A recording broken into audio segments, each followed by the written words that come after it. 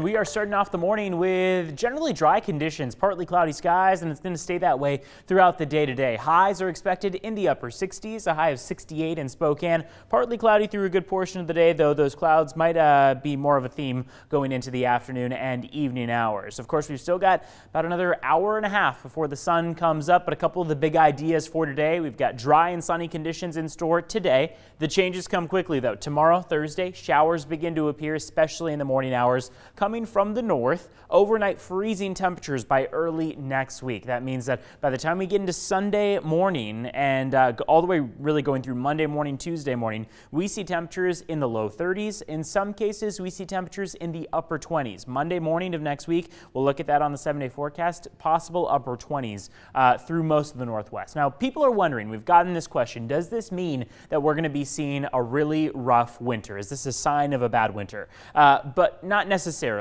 This is just kind of a strong cold front that's arriving. It doesn't necessarily mean that we're going to be seeing snow last all the way through the winter, more often in the winter, or heavier in the winter. It just means that this is a very strong cold front that is arriving early and may bring some early snow. It could lead, though, to an earlier peak of our fall foliage, which we'll talk more about in the show coming up in just a bit. Now, future tracker looks like this. We've got 3:30 p.m. on here. Computer models all agreeing that we've got partly cloudy skies by then. The next round of showers does not come until about 2 and 3 a.m. Here's 2 a.m. where you see just across the international border, showers begin moving south. By the time we get into about 7 a.m., we see most of North Idaho seeing moderate to heavier showers, especially off toward western Montana. Closer you are toward those higher elevations, the stronger those showers will be. By 7 a.m. into 8 a.m., Spokane will likely start to pick up on some of those showers as well before they clear out relatively quickly into the afternoon and evening hours. 4 p.m., it looks like it never happened, so the system a pretty quick moving one.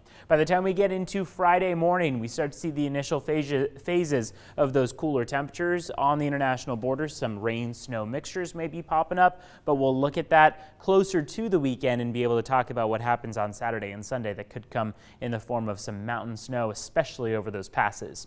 Here are high temperatures for today: 68 in Spokane, 67 in Coeur d'Alene, 70 in Ritzville, and 72 in Omak, 77 for Richland. On the 7-day forecast, that steady decrease of temperatures comes all the way through the weekend. Take a look at your early Monday morning and Tuesday morning. We're talking temperatures in the upper 20s, afternoon highs in the low 50s, if not the upper 40s, similar to what we see on Saturday and Sunday. It is safe to say this will definitely be the coldest weekend that we have had in a pretty long time since the time we wrapped up winter and spring started. So these temperatures are much more in line with late October as opposed to late September, Jen.